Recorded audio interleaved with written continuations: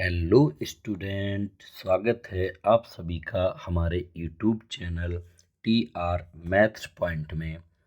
आज से हम चैप्टर नंबर 7 के एग्जाम्पल शुरू करेंगे, जिसका नाम है चैप्टर का समाकलन। इंग्लिश में से इंटीग्रेशन या इंटीग्रल कहते हैं। ठीक है, तो इसमें हम लोग सबसे पहले एग्जाम्पल नंबर 1 को सॉल्व करेंगे और बारी बारी से सारे एग्जाम्पल्स को एकदम बढ़िया तरीके से सॉल्व करेंगे। ठीक है, अगर वीडियो पसंद आए तो लाइक करना और शेयर करना ना भूलें। चलिए भाई, करते हैं आज की क्लास को शुरू। आज का एग्जाम्पल नंबर 1 ये है इस चैप्टर का। कह रहा है कि निरीक्षण विधि का उपयोग करते हुए निम्नलिखित फलनों का प्रति अवकलज ज्ञात कीजिए। भाई, प्रति अवकलज का मतलब होता है समाकलन ही होता है, यानी कि अवकलन का उल्टा कहते हैं इसे। ठीक है, तो देखिए, प्रति अवकलज यानी कि निरीक्षण विधि, जिसे इंग्लिश में इंस्पेक्शन मेथड कहते हैं, इसका सही तरीका ये है कि सबसे पहले तो ये cos 2x आप ये देखेंगे किसके अवकलन में आता है। तो आप कहेंगे सर ये cos 2x जो होता है वो sin 2x के अवकलन में आता है। जिसके अवकलन में आता है यहाँ पर हम उसका अवकलन करके दिखाएंगे। कैसे करके, ध्यान दीजिए।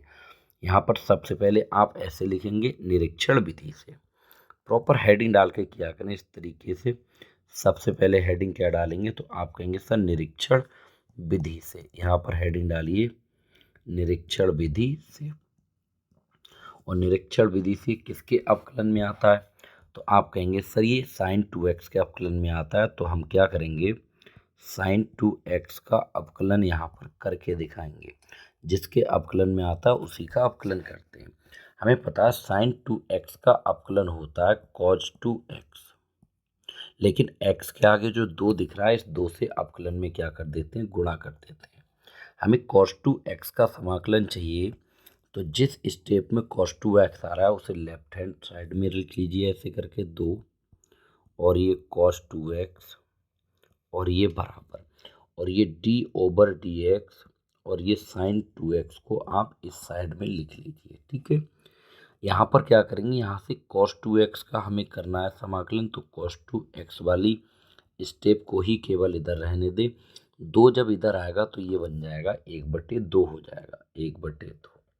और ये हमारे पास d/dx और ये sin 2x तो चल ही रहा है। ठीक है, देखिए अगर कांस्टेंट कोई दे रखा, जब चाहे अवकलन के चिन्ह के अंदर ले जा सकते हैं कांस्टेंट को, जब चाहे बाहर ला सकते हैं। तो 1/2 को अंदर ले जाएंगे तो बचेगा d/dx और 1/2 sin 2x बचेगा। ठीक है, इस तरीके से। और आप एक बात तो बहुत अच्छे से जानते ही हैं कि जो अवकलन का चिन्ह है बेटा, वो समाकलन के चिन्ह से ही हटता है। तो यहाँ पर हम क्या लिखेंगे, समाकलन करने पर क्या लिख देंगे, समाकलन।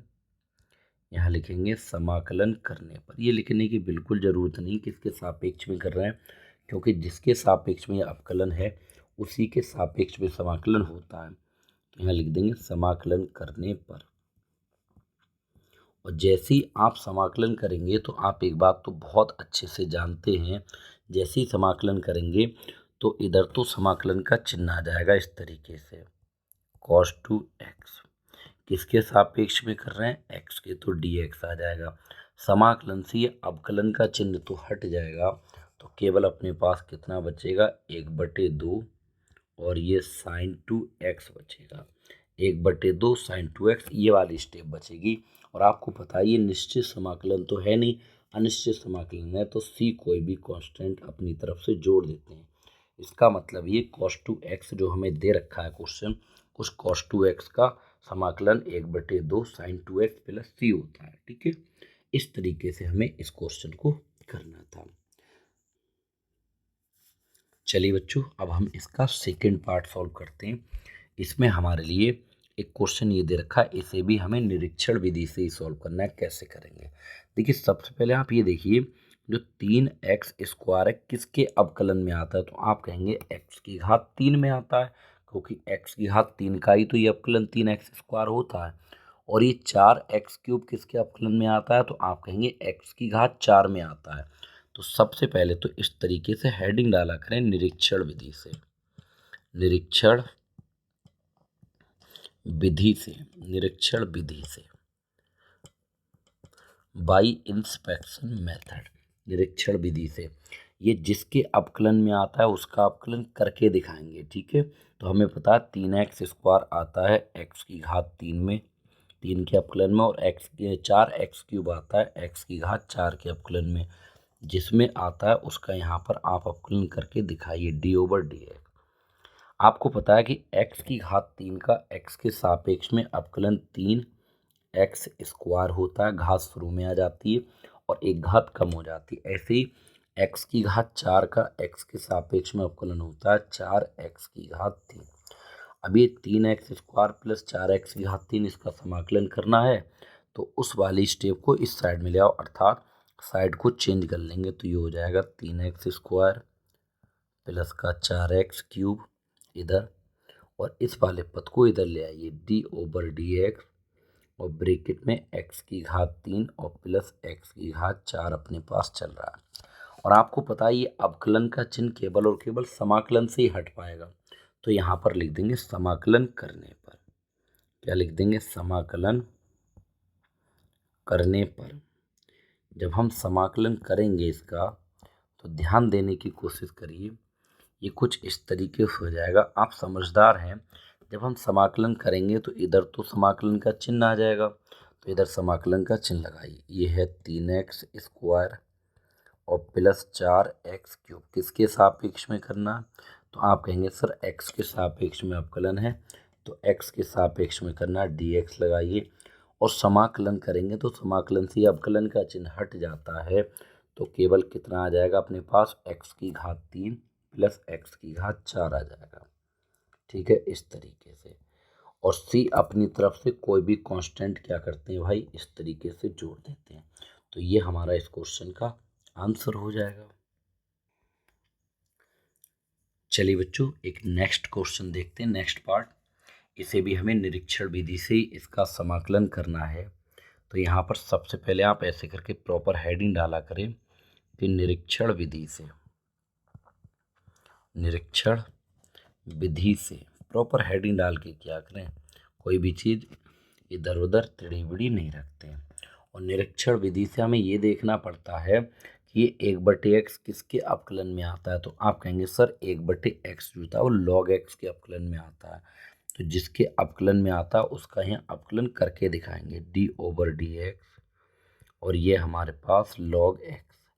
और आप जानते हैं log x का x के सापेक्ष में जो अपकलन होता है वो 1/x। अब 1/x का तो समाकलन करना है, तो इसको हम इस साइड में ले आएंगे 1/x, और इधर वाली साइड को उठाकर दूसरी साइड में ले जाएंगे, तो ये हो जाएगा d/dx, और ये log x।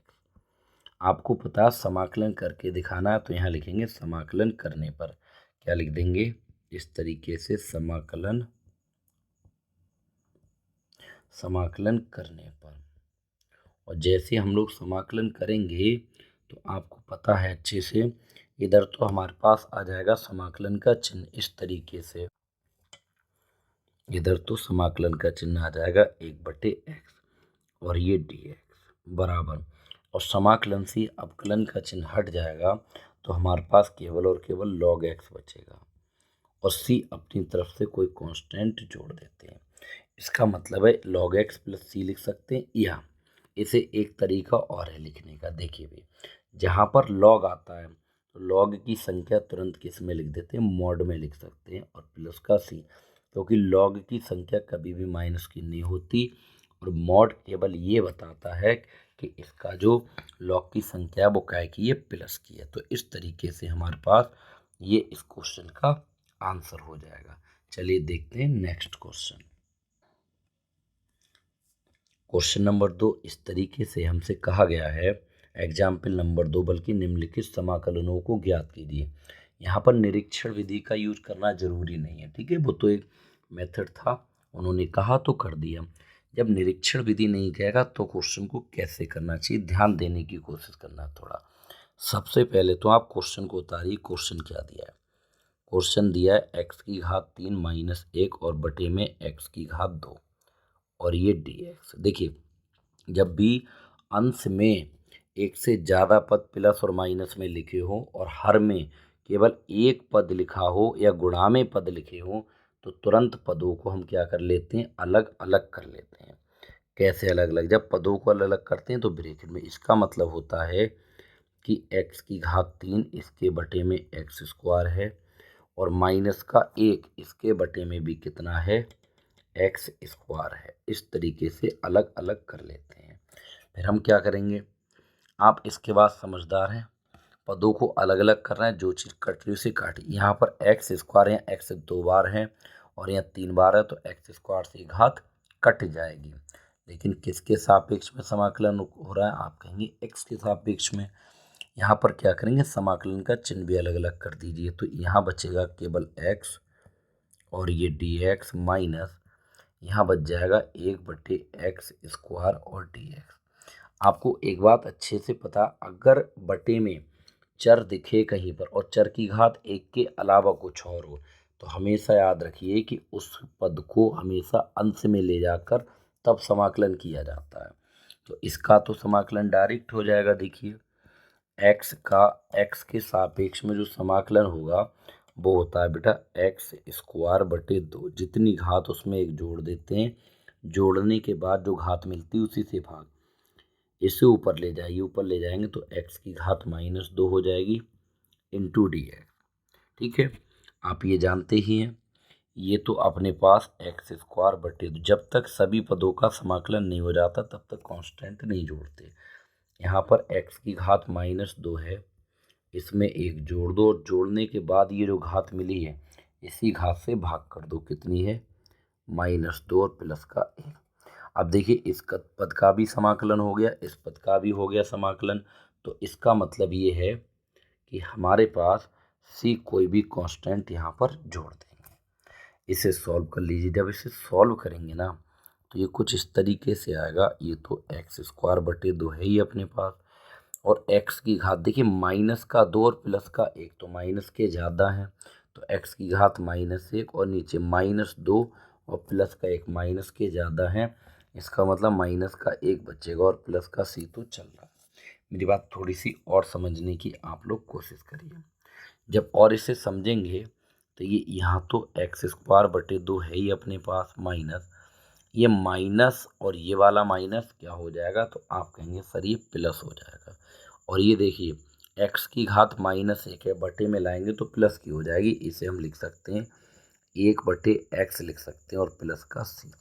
और ये हमारा इस क्वेश्चन का आंसर है। ठीक है, तो इस तरीके से हमें इस क्वेश्चन को करना था। ठीक है, चलिए बढ़ते हैं नेक्स्ट एग्जाम्पल की ओर। इसी का नेक्स्ट पार्ट देखिए क्या कह रहा है। चलिए इसका सेकंड पार्ट देख रहे हैं। सेकंड पार्ट हमें ये दे रखा है, समझने का प्रयास करिए कि ब्रैकेट में दे रखा है x की घात 2/3 और प्लस का 1 और ये dx। सबसे पहले आप समाकलन का चिन्ह अलग अलग करिए क्योंकि पद तो अलग अलग हैं। इसका मतलब है x की घात 2/3 का अलग समाकलन इंटू dx और प्लस यहाँ पर 1 का अलग समाकलन इंटू dx। आप जानते हैं ये सूत्र बन गया x की घात n का, और x की घात n का सूत्र होता है जितनी x की घात आपको दिख रही है, जैसे ये 2/3, उसमें 1 जोड़ दो, जोड़ने के बाद ये जो पूरी घात मिलती है इसी से भाग कर देते हैं, मतलब 2/3 और प्लस का कितना 1, और ये प्लस 1 का x के सापेक्ष में समाकलन x होता है।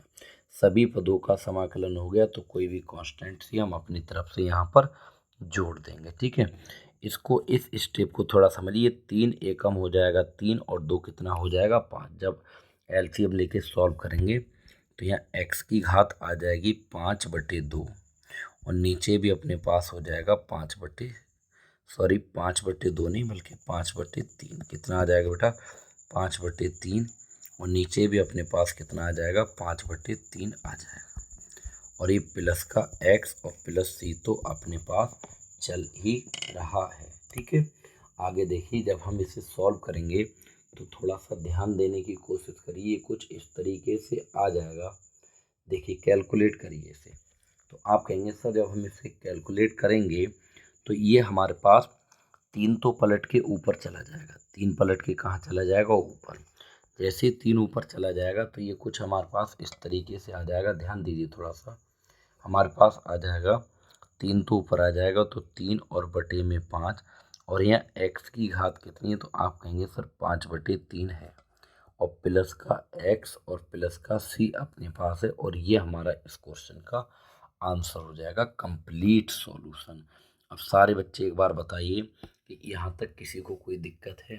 देखिए, अगर किसी भी पॉइंट में कोई परेशानी है तो आप कमेंट बॉक्स में कमेंट करके बता सकते हैं, या किसी भी टॉपिक की पर्टिकुलर डिमांड है और आपको लगता है कि सर ये टॉपिक आप हमें समझा दीजिए वीडियो के थ्रू, तो आप कमेंट बॉक्स में कमेंट करिए, मैं अगली वीडियो उस टॉपिक की ही बना दूंगा। ठीक है, चलिए बढ़ते हैं नेक्स्ट एग्जाम्पल पर, या इसी के नेक्स्ट पार्ट पर।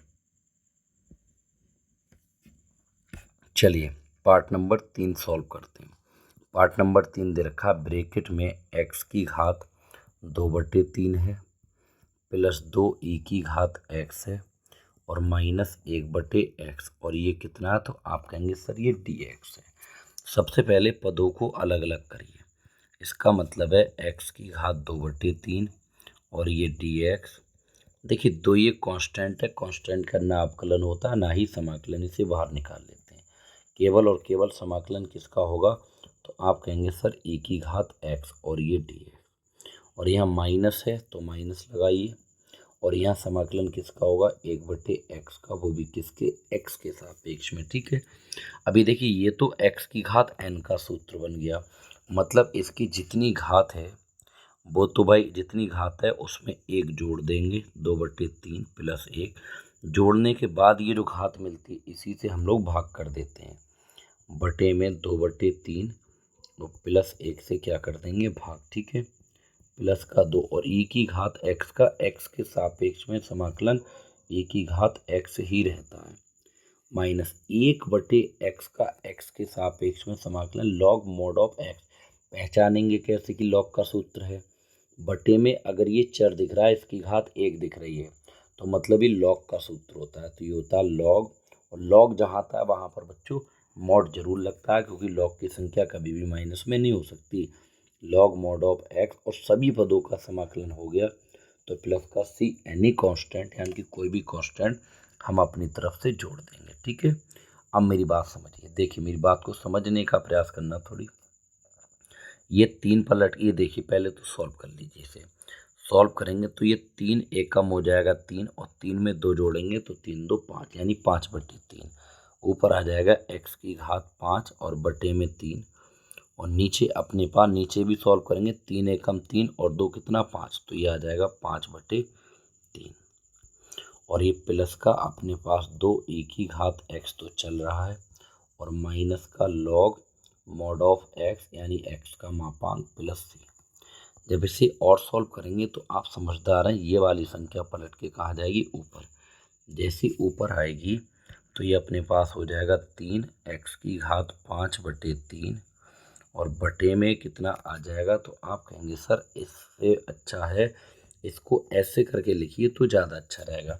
3 ऊपर जाएगा और बटे में तो 5 ही रहेगा, और ऊपर कितना है, तो आप कहेंगे सर x की घात 5/3 है, और प्लस का ये 2e की पावर x, और माइनस का लॉग मॉड ऑफ x तो चल रहा है, और प्लस का ये कितना सी, तो ये इस क्वेश्चन का आंसर हो जाएगा।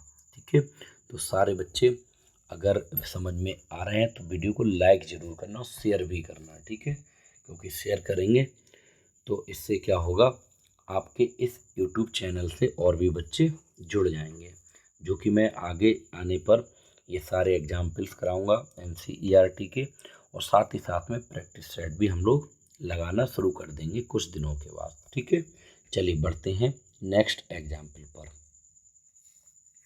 नेक्स्ट है अपने पास एग्जाम्पल नंबर 3, कह रहा निम्नलिखित समाकलनों को ज्ञात कीजिए, करिए। जब इन्हें ज्ञात करेंगे तो हमें इसकी वैल्यू चाहिए। समझिए मेरी बात को, सबसे पहले क्वेश्चन को नोट किया करें ऐसे करके। हमारे पास है साइन x और प्लस का कॉज x, और इसका हमें क्या करना है, x के सापेक्ष में समाकलन। देखिए पद तो अलग अलग हैं, इनके समाकलन भी आप अलग अलग ही किया करें। कैसे करके, इसका समाकलन अलग करें, साइन x किसके सापेक्ष में, x के, प्लस इस कॉज x का समाकलन आप अलग करें तो कॉज x, और ये कितना dx। आप अच्छे से जानते हैं साइन एक्स का एक्स के सापेक्ष में समाकलन होता है बेटा माइनस कॉज एक्स। अगर सी आ रही है, ये सी पहला अक्षर आ रहा है त्रिकोणमिति का, तो उसके आगे माइनस चिन्ह जरूर आएगा, ये इसकी ट्रिक होती है। प्लस कॉज एक्स का एक्स के सापेक्ष में समाकलन होता है डायरेक्ट, आप जानते हैं साइन एक्स। और सभी पदों का समाकलन हो गया तो सी यानी कांस्टेंट कोई भी जोड़ देंगे, ये हमारा इस क्वेश्चन का आंसर हो जाएगा, है ना। सिंपल, बहुत सिंपल है समाकलन, बस आप मन लगा के पढ़ते रहिए।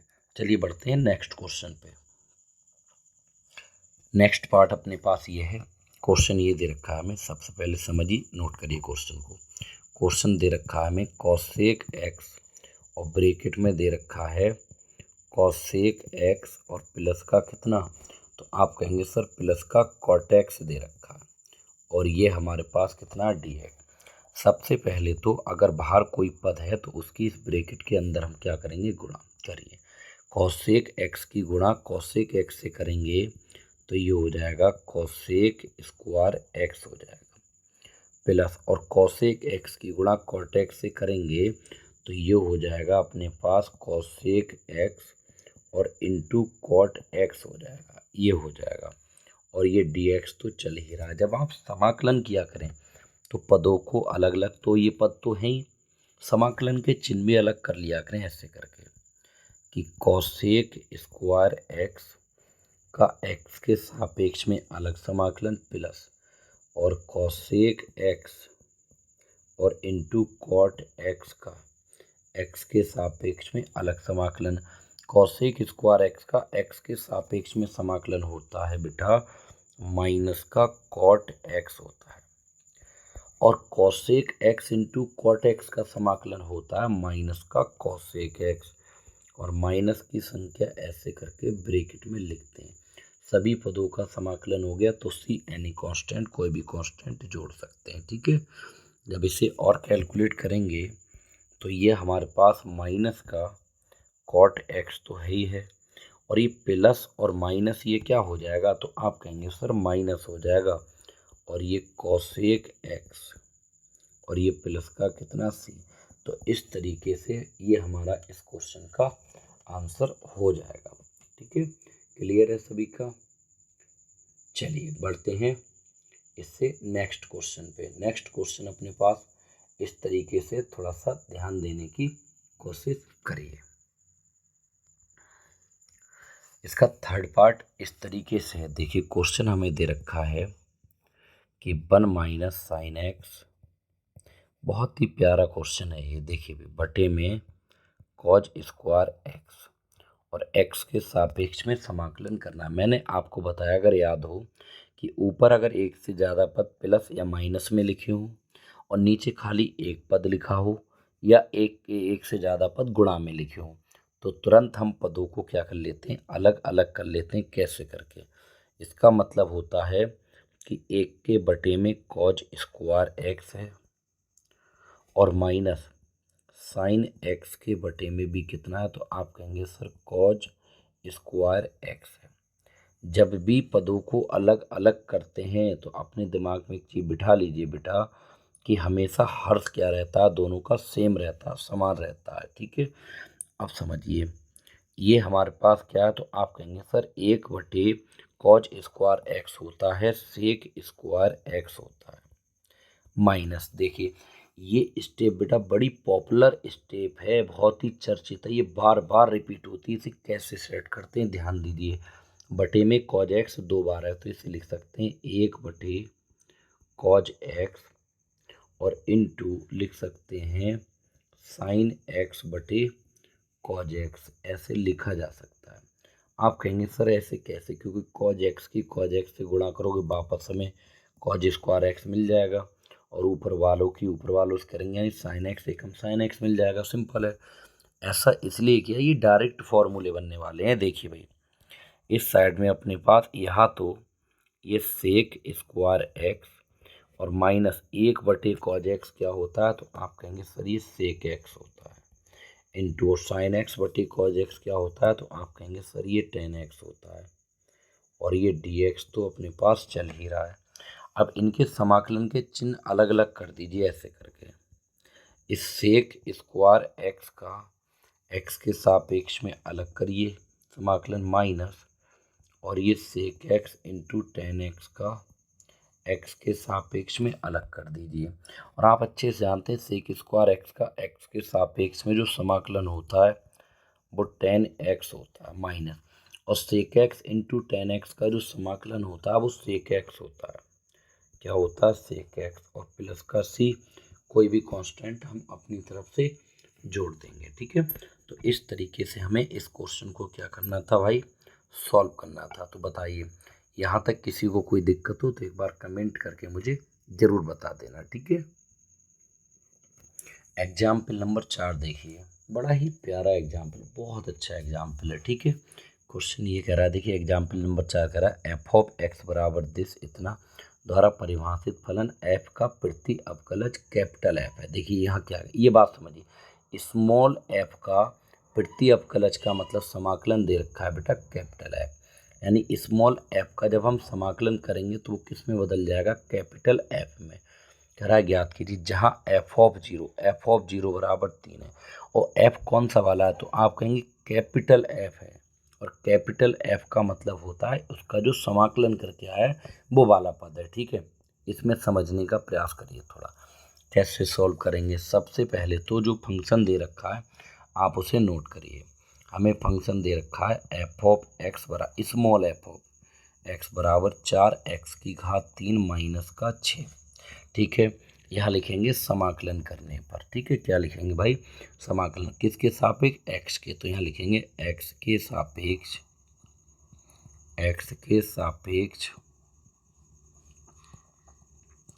समाकलन करने पर। जब एक्स के सापेक्ष में आप समाकलन करेंगे ना तो ये कुछ इस तरीके से आ जाएगा। इधर आप समाकलन का चिन्ह लगाइए ऐसे, स्मॉल एफ ऑफ एक्स और ये डी एक्स, और इधर भी आप समाकलन का चिन्ह लगाइए 4x³ और माइनस का 6, और किसके सापेक्ष में कर रहे हैं? एक्स के। देखिए स्मॉल एफ का जो समाकलन होगा वो कैपिटल एफ, यानी स्मॉल एफ ऑफ एक्स का समाकलन जो होगा बेटा वो होगा कैपिटल एफ ऑफ एक्स, ये प्रश्न ने कहा है।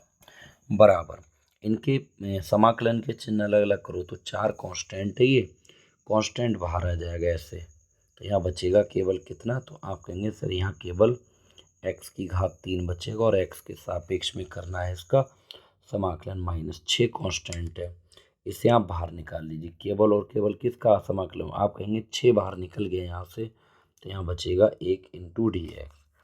तो कैपिटल एफ ऑफ एक्स बराबर अपने पास 4 इंटू x³ का x के सापेक्ष समाकलन होता है, जितनी घात हो उसमें एक जोड़ो, जोड़ने के बाद उसी से घात, यानी x⁴/4 आ जाए, क्योंकि 3 घात है, एक जोड़ेंगे तो 4 हो जाएगी, और 4 से ही भाग माइनस ये 6 तो अपने पास है ही, और ये गुणा। तो आप कहेंगे सर एक का x के सापेक्ष में समाकलन क्या होता है? x होता है, और c अपनी तरफ से कोई कांस्टेंट जोड़ देते हैं।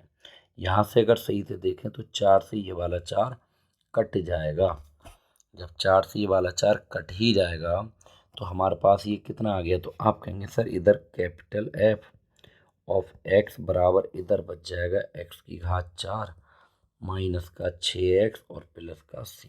ठीक है, और इसे आप मानेंगे समीकरण कितनी? 1 मानेंगे। इसे क्या मानेंगे बेटा? समीकरण 1 मान लेंगे, इसकी ज़रूरत पड़ेगी क्योंकि हमसे प्रश्न में इसकी वैल्यू पूछी गई है कैपिटल एफ। कैपिटल एफ का मतलब होता है कैपिटल एफ ऑफ एक्स, एक ही बात है। एक बात ये बताइए, ये एफ ऑफ 0 है तो इसका क्या मतलब है? इसका मतलब है आपने यहाँ एक्स के स्थान पर 0 रख दिया है, एक्स के स्थान पर 0, तो आप यहाँ से क्या करेंगे? एक्स बराबर 0 रख दीजिए। यहाँ लिखेंगे कि एक्स बराबर 0 रखने पर, तो x बराबर 0 रखने का मतलब ये होता है कि दोनों पक्षों में जहाँ जहाँ पर x आ रहा है उसकी जगह 0 यहाँ रखेंगे, तो ये कैपिटल, याद रखना कैपिटल है ये, तो ये अपने पास हो जाएगा capital F of x, x की जगह यहाँ पर कितना रख देंगे? तो आप कहेंगे 0 रखिए बराबर, इधर भी यहाँ भी 0 रखिए, यहाँ भी 0 रखिए। ठीक है, रखेंगे तो 0 इसकी घात 4 -6x, x की जगह 0 और प्लस c निकल आएगा। और कैपिटल एफ ऑफ 0 की वैल्यू पियर्सन ने दी कितनी है, तो आप कहेंगे सर इसकी वैल्यू दे रखी है 3 दे रखी है। कितनी दे रखी है? 3।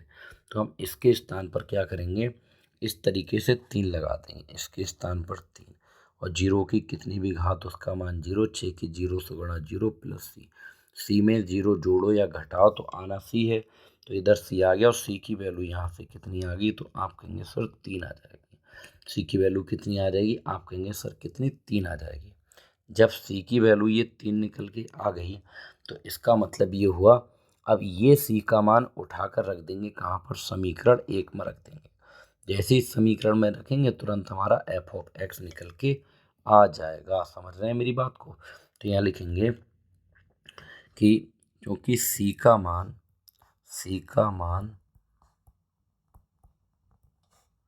समीकरण 1 में रखने पर, समीकरण 1 में रखने पर जब c का मान आप समीकरण 1 में रखेंगे ना, तो यहाँ पर रखिए इस समीकरण में, तो ये कितना आ जाएगा अपने पास, कैपिटल एफ ऑफ एक्स। क्या आ जाएगा, कैपिटल एफ ऑफ एक्स बराबर एक्स की घात 4 -6x प्लस c, और c की जगह कितना लगा देंगे, तो आप कहेंगे सर c की जगह 3 लगा देंगे।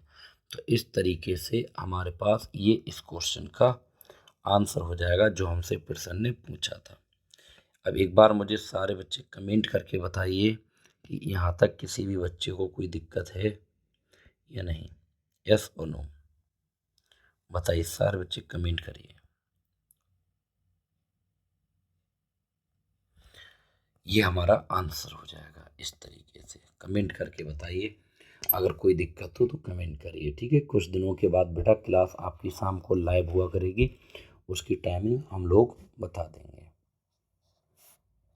चलिए बच्चों, आज के लिए हम लोग यहीं पर ब्रेक करते हैं, क्योंकि ये हमारा जो प्रश्नावली यानी एक्सरसाइज 7.1 है उसमें इतने ही एग्जाम्पल दिए हैं NCERT में, तो ये एग्जाम्पल कंप्लीट हो गए। जो मैं यहाँ पर पढ़ा रहा हूँ ये बच्चों नोट्स आपको चाहिए तो हमारा एक टेलीग्राम चैनल है TR मैथ्स पॉइंट, मैं यहाँ पर लिख दे रहा हूँ, आप लोग थोड़ा सा समझिए। टेलीग्राम चैनल है बेटा TR मैथ्स पॉइंट, आप ये लिखना TR और ये मैथ्स पॉइंट। जैसे यहाँ पर लिखेंगे तो इस तरीके से अपने पास टेलीग्राम चैनल आ जाएगा, उसे आप ज्वाइन कर लीजिए। ये PDF आपको वहाँ पर उस टेलीग्राम चैनल पर मिल जाएगी, ठीक है। और वीडियो पसंद आई हो तो लाइक करना, शेयर करना ना भूलें, और अपने दोस्तों को इस चैनल के बारे में ज़रूर बताएं। कुछ दिनों के बाद मैं आपको प्रैक्टिस सेट भी इसी चैनल पर कराऊंगा। आपके जो अनसोल्ड हैं 2019 से लेकर 23 तक के सारे सेट मैं इसी चैनल पर आपको कराने वाला हूं, ठीक है। चलिए आज के लिए इतना ही, थैंक यू, जय हिंद।